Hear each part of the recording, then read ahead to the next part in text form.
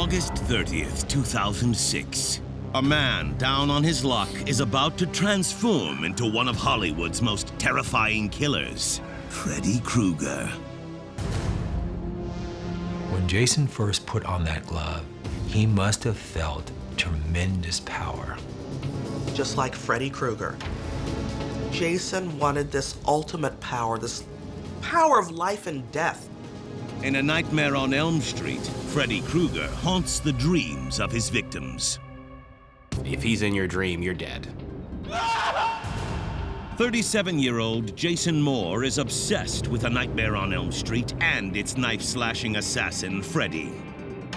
A Nightmare on Elm Street is one of the most popular horror franchises, certainly of our generation, but I'll say of all time.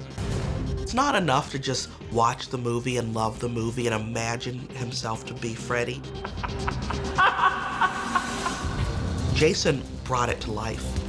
With a fistful of knives, Jason enters his victim's nightmare and attempts to bring one of the bloodiest horror movies to life. He's gonna strike when they're the most vulnerable, just like Freddy. He's gonna kill them while they sleep. A copycat killer is on the loose, and if you want to survive, there's only one rule you need to follow. Don't fall asleep.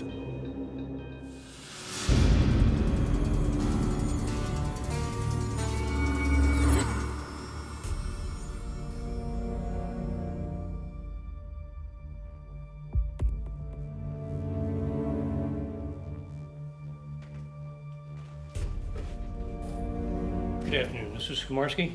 Sorry to startle you. Yeah. Detective Rogers, I was wondering if I could ask you a few questions. Sure. Can you tell me all the details you can about the day of your attack? I called Jason because I heard he was feeling down. He just got fired. Did you know Jason well? I thought I did. I thought we were friends. 37-year-old Jason Moore has always considered himself a bit of an outsider. Jason is a run-of-the-mill average guy. Nothing really remarkable about him. He doesn't have a girlfriend. He doesn't have many other hobbies or really any other hobbies. An introvert on the fringes of society. Jason was best described as a loner. For anyone in isolation, no one chooses to be alone. We need social contact. We as humans need to be socially interactive. It's better for us. It's better for our mental health. The only thing keeping Jason connected to the world is his job as a stonemason, a craft he's extremely skilled at. Hey, don't stay too late.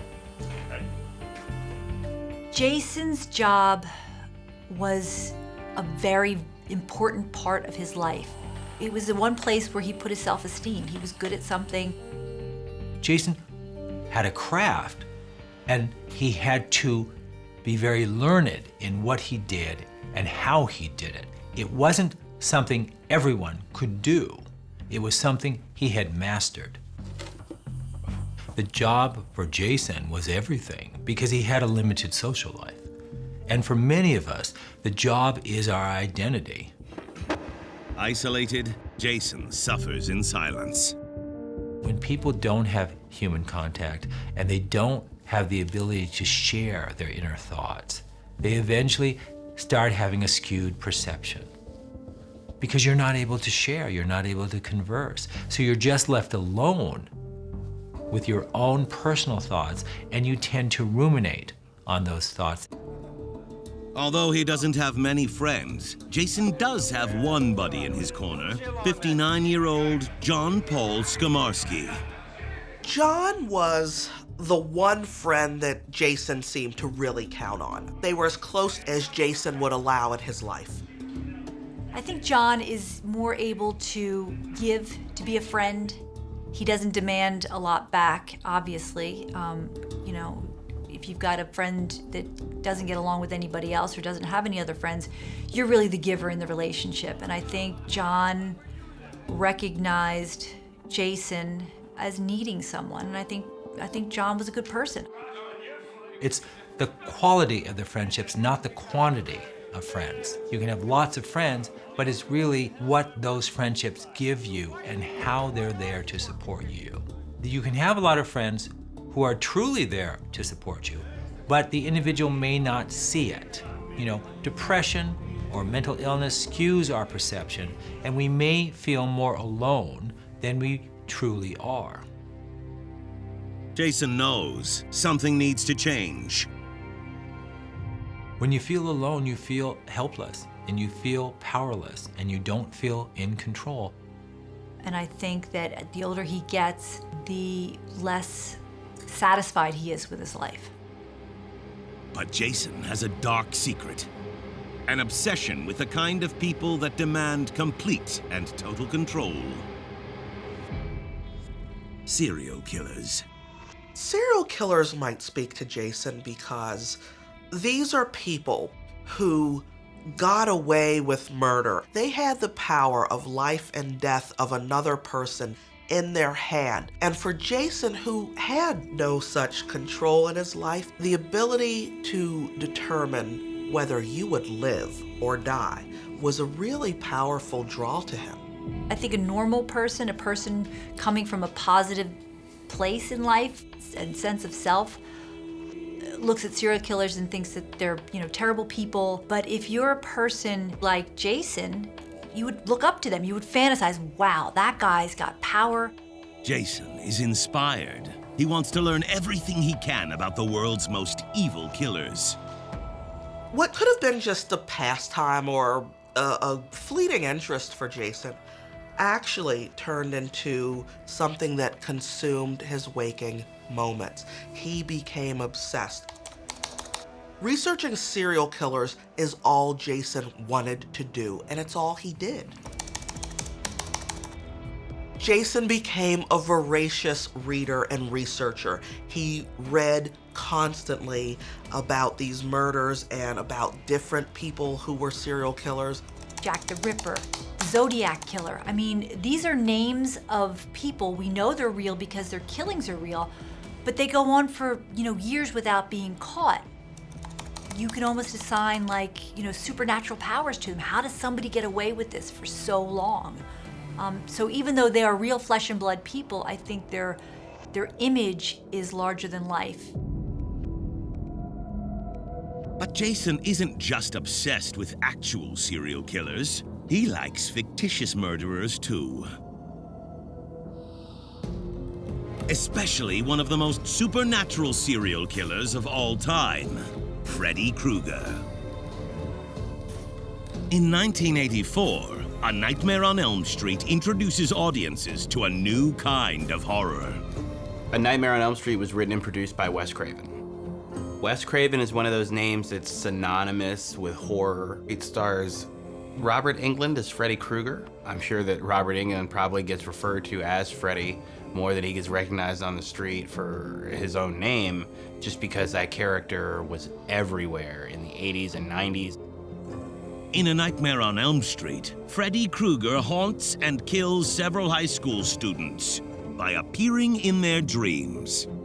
Freddy seems to take a lot of pleasure in stalking people throughout their dream. Freddy Krueger is the ultimate serial killer. I mean, he gets people where they're most vulnerable, in their dreams. People don't want to go to bed because as soon as you close your eyes, there's Freddy. Freddy uses your nightmares to find you. And then he attacks with his most famous attribute, his knife-wielding glove. Freddy's weapon of choice would be the glove on his right hand that has very long blades coming out of the fingertips. There's something very frightening about seeing somebody wearing something like that because everything about that glove looks deadly. Jason has been a fan of Freddy Krueger since the film hit theaters in 1984. Jason sees Nightmare on Elm Street when it first comes out, and from the moment he sees it, he's hooked. He's fascinated by this movie, And that fascination grows year after year after year, and he never tires of watching that movie. In the film, once you see Freddy in your dreams, he's already coming for you. There is a very popular children's rhyme in the movie, 1, 2, Freddy's coming for you. Lock your doors, don't go to sleep. And basically once you hear that, you know you're next and there's nothing that you can do, you're gonna die. The movie is a horror cult classic. And Jason can't get enough. From the moment he first watched Nightmare on Elm Street, Jason wanted what Freddy had. He wanted the power. He wanted people to fear him.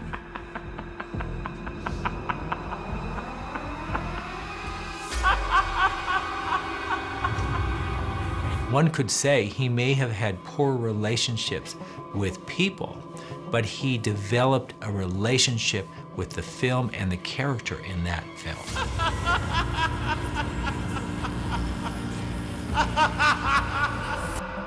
To Jason, Freddy has absolute power. But in the movie, that wasn't always the case.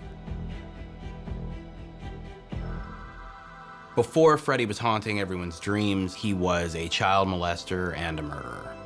Freddy was caught and imprisoned, but due to a technicality, he was released. And that enraged the families within the town that he lived in.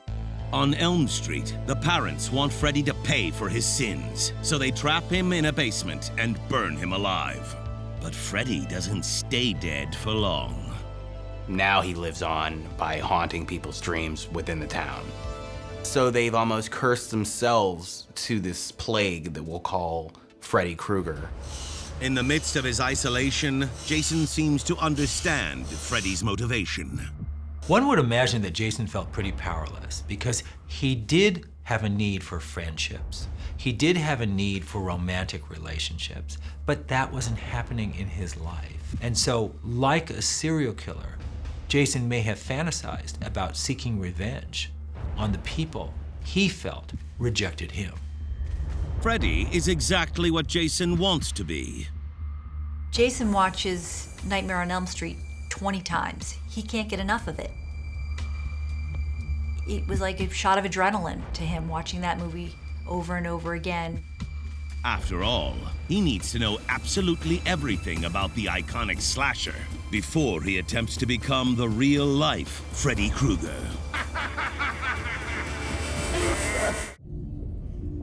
Did you have any reason to believe he was capable of violence? No, I never saw that side of him.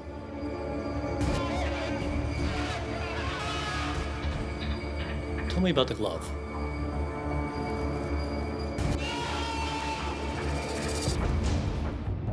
Jason Moore is a lonely man with a deadly obsession.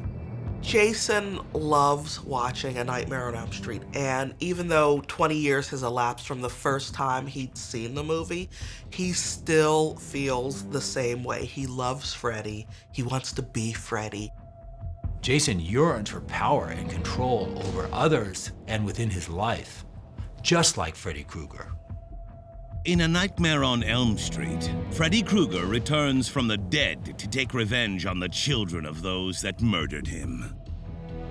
Freddy Krueger is a child molester and a murderer, and he was burned alive by parents of children in the town. Freddy seeks out his revenge by hiding in people's dreams and murdering them. Freddy is one of the most recognizable horror villains of all time.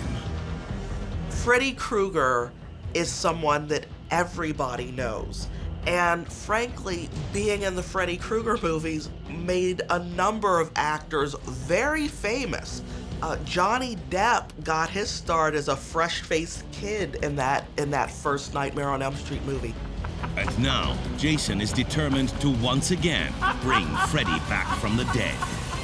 Jason needs something in his life to give him some kind of power. He doesn't really have it. People don't know him, they don't remember him. Being like Freddy would change all of that. people would know who Jason was.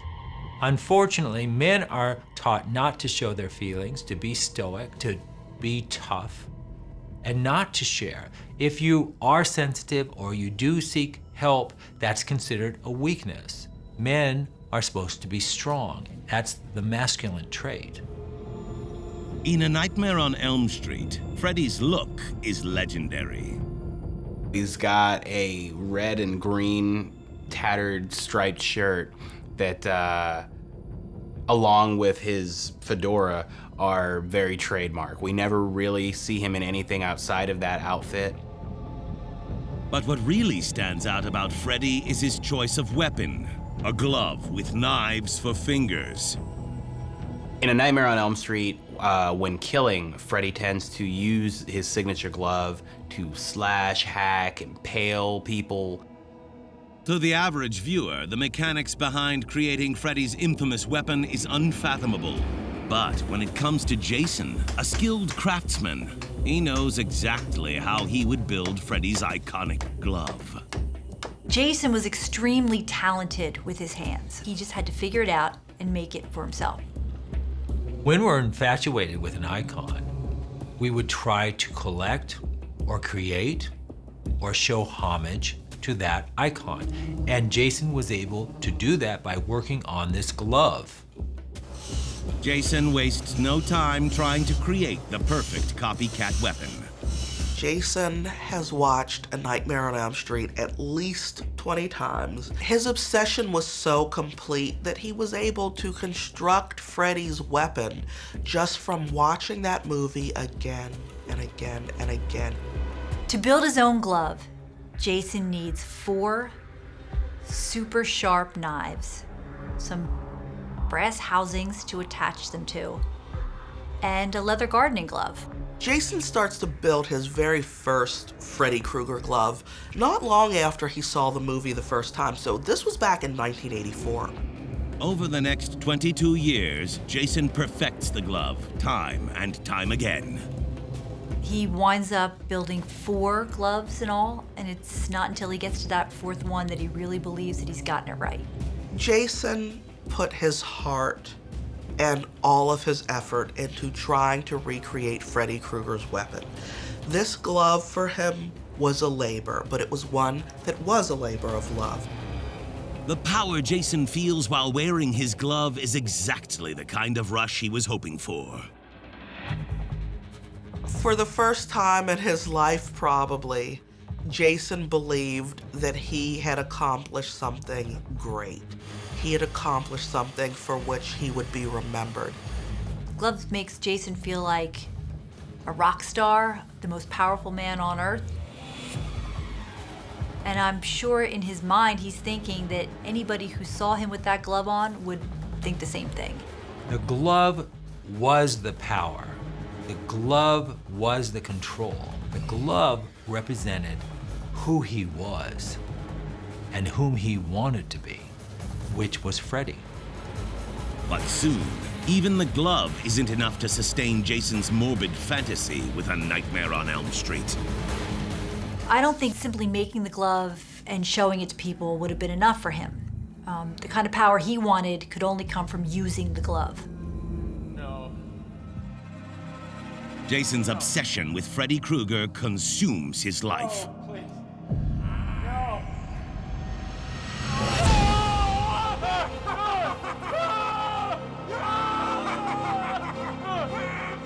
Jason connected to Freddy, but Freddy is purely fantasy. That is a mythical icon.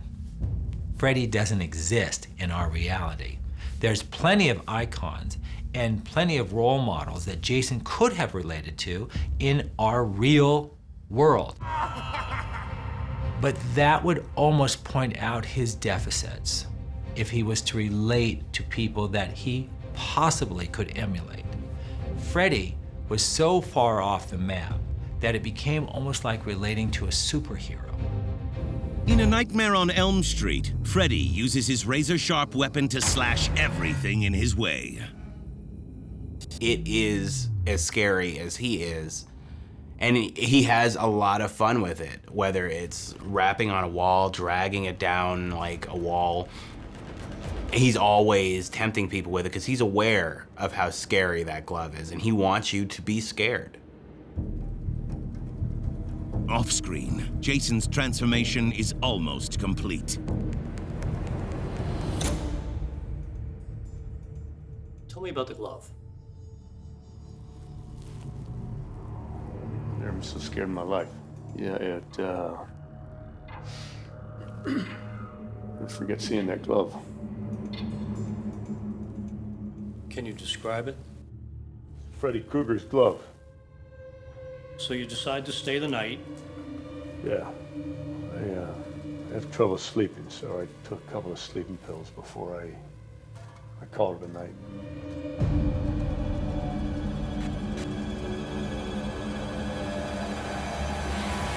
There's every reason to believe that at some point in Jason's emotional brain, he thought he could be possibly possessed by Freddy. And so he was morphing into a real-life Freddy Krueger. But just as Jason's obsession with Freddy Krueger grows bigger and bigger, his career as a stonemason begins to suffer. I called you in because we've been getting a lot of complaints. Jason is let go from his stonemason job, and that's a turning point for him. Jason's now unemployed, and even for the most confident people in the world, losing their job is always considered a trigger. It suddenly makes you think, like, what am I worth? How am I gonna get another job? It can be devastating for anyone. Losing your job is hard. It's hard for all of us. But for Jason, it's especially damaging because that was his one connection to reality. The death of his career reminds Jason how truly powerless he still is. With Jason not having that touchstone of reality, I'm a stonemason, I show up to work every day, I work hard every day. He seems to be completely adrift, and he's got all the time in the world to indulge all of this fantasy.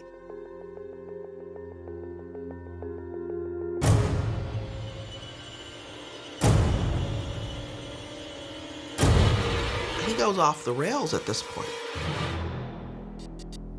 Jason is at a loss for how to put his life back together, so he turns to Freddy Krueger for some motivation.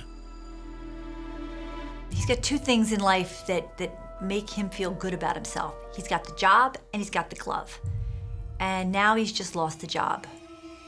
I think he's probably thinking, if I want to regain control, if I want to get some power back, I got to use the glove. I was wondering if you could tell me about all the details, exactly what happened the day of your attack. I called Jason because I heard he was down. He just lost his job. Freddy Krueger superfan Jason Moore feels like he's lost everything. Jason was a loner whose career was the only thing that really gave him a sense of fulfillment in life. And when he lost it, he's unmoored. Losing your job literally means you have no reason to get out of bed in the morning. I mean, if you've got nothing else going on, you have no family, you have no children, you really have no friends, the only thing that makes you get up and go somewhere is that job. The only thing that still provides Jason with any kind of joy is his love for the horror film A Nightmare on Elm Street.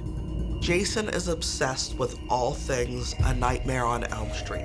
He loves Freddy Krueger, and he even constructs his own glove with knives in it, just like the one that Freddy Krueger used in the movies. In A Nightmare on Elm Street, Freddy Krueger is a supernatural villain killing people in their dreams.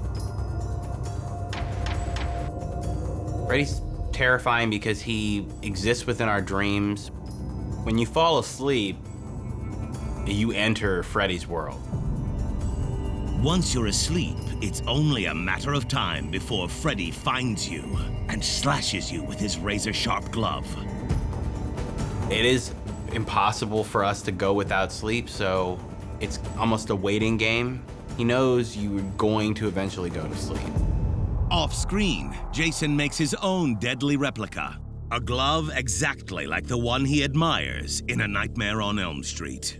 Until Jason loses his job, he's able to spend all of his time, all of his thoughts in this fantasy world of Freddy Krueger and how he could be more like Freddy. Jason wants to feel as powerful as Freddy, and he knows the glove is the key. Jason acts like Freddy because he gets a feeling of empowerment.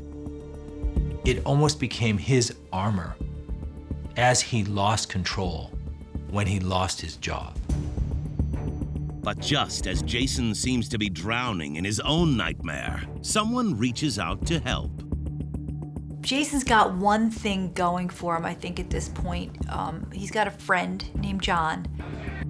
And I think that John probably feels sorry for Jason. And I think he's the one person who recognizes that Jason needs someone now, and that he's going to be there for Jason when Jason needs him most. John offers to meet Jason at a local park to catch up. Hey, buddy. How you doing? Man, I heard about your job, man. Sorry to hear about that. Yeah, it happens. John believes that Jason could do with some company. He shouldn't be alone because he's down in the dumps, he's lost his job, and John thinks that he could be just the person to go over and spend some time and cheer him up. So you got any plans? John seemingly is a shoulder to cry on. John's like a touchstone for Jason. It's a connection to the real world, a world outside of his house. I understand. They're hanging out. It begins to get a little late, so they decide to go back to Jason's place. Maybe Jason seemed like he was having a good time, so I think John was probably, thinking maybe he should stay because, he didn't want to leave his friend. It's a decision that John may soon regret. Jason has the potential to be dangerous because he's fantasizing about very violent acts. He has no sense of self. Back at Jason's house, John has no idea how close he is to evil. John couldn't possibly have realized what he was getting into by going home with Jason. He didn't know about the glove, and he didn't know about Jason's obsession with Freddy Krueger. When they get to Jason's house, they start drinking. The two of them knock back a gallon of this alcoholic cider. They're drinking, and it seems that John is right. He's cheering Jason up. He's a good companion, and before they know it, it's very late. John decides that he doesn't want to drive home, so he's going to sleep at Jason's place.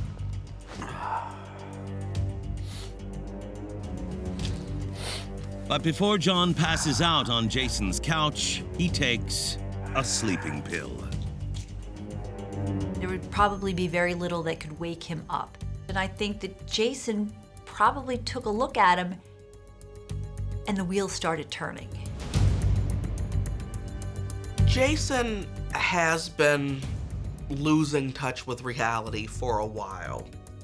And having his friend John over, drinking, and then having taken a sleeping pill in front of him, Jason can't believe his luck. He feels like, this is exactly what I've wanted. John is in that deep sleep that he won't easily awaken from.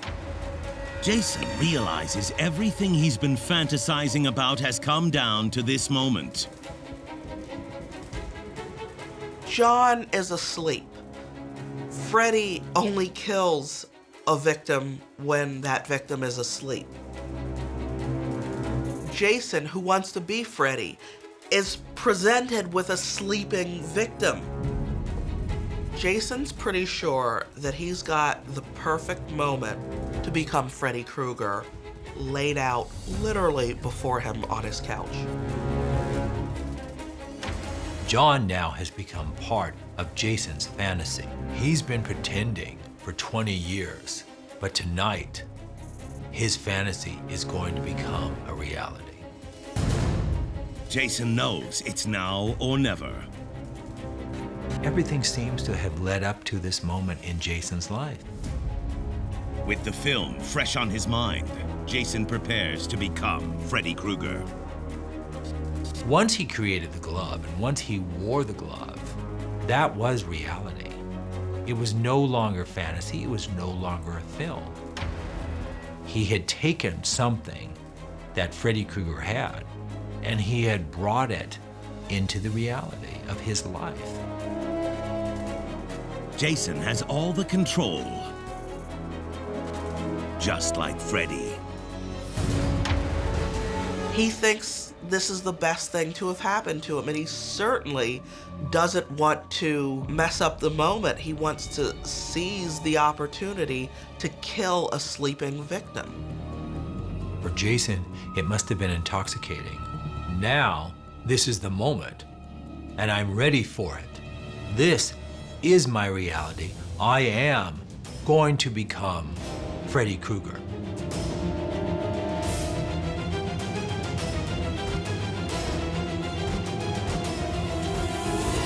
Tell me what you can about, what you recall about the attack. It all happened so quick. I felt this pain in my chest, and Jason Moore is about to live out his Nightmare on Elm Street fantasy, killing like the movie's star, Freddy Krueger. Jason's life has always been tough, but lately it's spiraled out of control. He lost his job, which was really the only thing that made him feel good about himself, and he's in a terrible place. But just when Jason hits rock bottom, his friend John reaches out and offers to cheer him up. John was being a good friend to Jason. He was hanging out with him, spending some time with him because he knew his friend was in a bad place. But instead of looking at John as, a shoulder to lean on, Jason's looking at him like a throat to slit. In Jason's favorite slasher film, A Nightmare on Elm Street, Freddy is an unstoppable force, killing everyone he encounters by haunting their dreams. Freddy hasn't shown that there's anything he cannot do in a dream. It seems like whatever he can imagine, he is capable of. Jason is harnessing the same kind of power as he stalks his first victim. Everything has come together.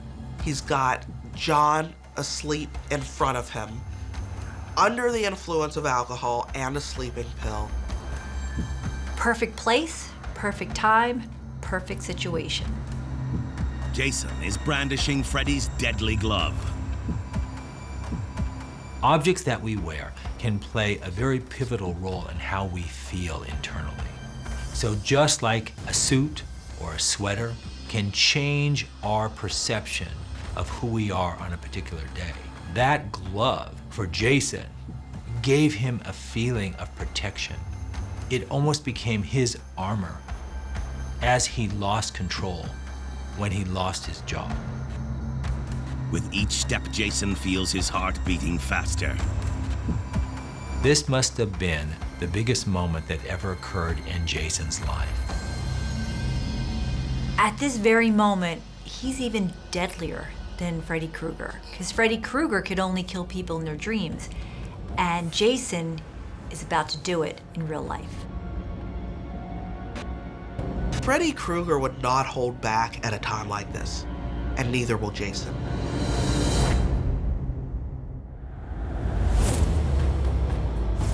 Jason pounces on John, pinning him down while he slashes him with his Freddy Krueger glove. He's slashing at him. With every slice, I think it's probably like he's been practicing for this moment for years. But John won't go down without a fight. When John wakes up and Jason's on him slashing him, he tries to fight back, but he's drunk and he's taking a sleeping pill. So it's almost like he's in this terrible dream state, just like in the movie. In A Nightmare on Elm Street, Freddy attacks the main character, a teenager named Nancy. The film's protagonist is Nancy, who is the daughter of someone who participated in Freddy's death. Freddy appears in Nancy's dreams and stalks her, as he does the rest of the children. Off-screen, Jason is doing the same to John. John's survival instincts kick in immediately. I mean, he's fighting back with everything he has, but Jason's determined that John's not surviving this because Freddy's victims don't survive. John is doing everything in his power to try and get his wits about him and save his life, but he's confused, he's blindsided, and he's in a lot of pain. I think once John was in the moment of defending himself, he was unaware of how badly he had been cut or what exactly was going on. All he knew is he wanted to live. As John struggles to save his life, Jason feels he is one final slash away from becoming a true copycat killer. He's ready to end this once and for all. He's finally going to be the real-life Freddy Krueger. Jason Moore wants to kill his friend, John, just like Freddy Krueger slashes his victims in A Nightmare on Elm Street. Jason's got a replica of Freddy Krueger's weapon, the glove with the knives as fingers, and he is slashing and stabbing at his friend. But Jason soon realizes being a real-life copycat killer is much harder than what he's seen on the Hollywood screen. Freddy never had to struggle for his life. Freddy made those murders seem easy. Freddy wielded that glove and his victims just fell. There was no fight. And Jason's realizing that in real life, it doesn't work that way. He's been struggling with John for close to 10 minutes. Jason planned it out in his mind that he would attack John while John slept. He'd slash a couple of times maybe, and John would quietly die, just like what happens in A Nightmare on Elm Street. The reality, however, was not that. John woke up. John tried to fight back. John tried to make sense of what was going on. And above all, John didn't just die.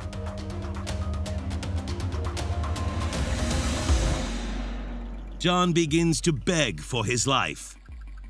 John begins to appeal to Jason, hey, it's me, what are you doing? I think he tries to use his words to make it stop. John's about like one stab away from death, and he's now pleading for his life. John probably thought he was in a nightmare and that he was gonna wake up, and when he didn't wake up from that, I think that's when he really began to beg. The words coming out of John's mouth pierce Jason like a knife. When Freddy Krueger's victims pleaded, it didn't matter to Freddy. But when John starts pleading with Jason, there's a connection. It starts getting through to him. And I think slowly Jason kind of realizes, oh my God, what am I doing? John looks Jason in the eye and says, please, don't kill me. Let me live. Call somebody, I need help. And John's pleading actually reaches him. Jason agrees that he's got to try and save his friend now. Do you have any idea why he stopped attacking you?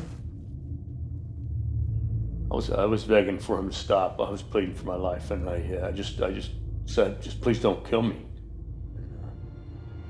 What happened next?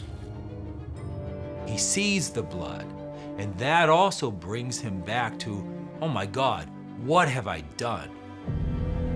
John was able to get through to Jason. He was able to talk to him in a way that was able to pull him to realize that he was committing murder. I'm sorry. Hello, yes? But just when John wonders if Jason has really given up his Nightmare on Elm Street obsession, he does something Freddy Krueger would never do. Jason realizes he's not a murderer. He's not Freddy Krueger. He's just a sick guy. And he called 911. He said, I stabbed him. I tried to stab him in the heart. I tried to kill him. And he said, I don't understand. I just don't know why I did it. Moments later, help arrives. So the paramedics and the police arrive, and there's John bleeding profusely, and there's Jason still wearing the Freddy Krueger glove. I mean, that's not something you see every day. This is a scene out of Nightmare on Elm Street. There's somebody with a Freddy Krueger glove who's beside someone who's slashed all over. It's a horror scene. John is rushed to the hospital where he receives emergency medical assistance. Well, Mr. Skamarski, I can tell you when we arrived in the scene, he was still wearing that glove. The whole thing, it was like a nightmare. It was like a nightmare. Jason is arrested without resistance. It's almost like Freddy took over, like he was possessed by Freddy Krueger when he attacked his friend. Even though Jason didn't go through with his deadly plan, he's not completely ready to confess to his copycat crime. When they bring him in for questioning, he claims that he doesn't remember anything. He's only just come to. He has no recollection of what he did or why he did it, and he's just as confused as they are. So many criminals claim to be in a psychotic state because it's an easy excuse, and they don't have to take accountability for what they have done. Well, we'll never know for sure. Does Jason not truly remember what he was doing? We don't know, but we do know that he didn't kill John. At the end of A Nightmare on Elm Street, Nancy manages to bring Freddy out of her dream and into real life. Nancy's able to trap Freddy in the basement, and right before the police save her, she sets him on fire again. But the thing about Freddy Krueger is, he's impossible to kill. Freddy has continued to live on through his films for years and years. It's not always explained because almost every film, it seems as though someone finally found a way to kill him. They come up with a lot of different ways that he should be dead, and they just never stick. As for Jason, he too lives to see another day. When Jason goes to court, he pleads guilty to wounding with intent. He claims himself demented and deranged and, a disturbed individual. Luckily, Jason's victim survives, and Jason is sentenced to life in prison with a minimum of 4.5 years to serve. And just like the character he copied, Jason gets a sequel. Jason does serve his time, but just like Freddy, he returns to the world a free man. I think the sentence reflects the possibility that the attack was some kind of psychotic break. And I think that's time enough for people to evaluate him and decide whether or not this was just the unfortunate result of a psychological disorder or if this guy really is a homicidal maniac. For Jason, anything is possible once he's released, but you also have to want treatment. You have to want to be better. You have to want to interact with society. The first step is asking for help. But no one will forget Jason's copycat crime. John survived, and as much as he can recover, did that. But certainly there are wounds that will not heal.